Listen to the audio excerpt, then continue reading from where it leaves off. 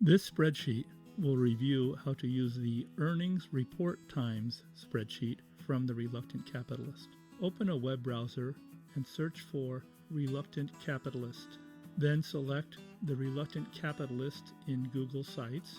Once opened, click on Data and Results in the upper right-hand corner. Then Interesting Spreadsheets. Then select Earnings Report Times. Once open, the first column is a stock symbol. The second column is the company name. The next column is the earnings report date, sorted ascendingly. Then the day of the week of the earnings date. And then the time of day the earnings are reported. Before market open, after market close, and some are undefined, but usually those fall into at the market close or after the market close.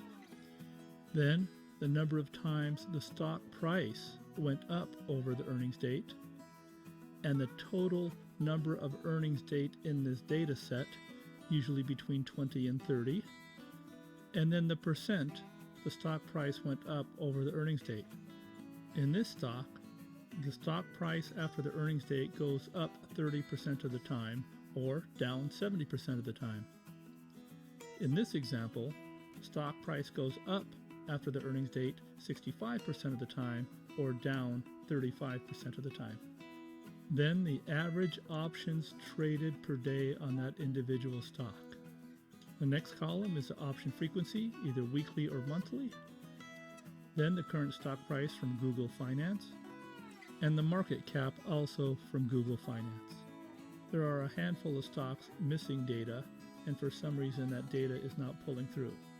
This spreadsheet updates every weekend, and it's always a good idea to have a second source to double check these numbers. Sometimes companies change the time and date of their earnings announcement. And that concludes this video. Thank you for watching.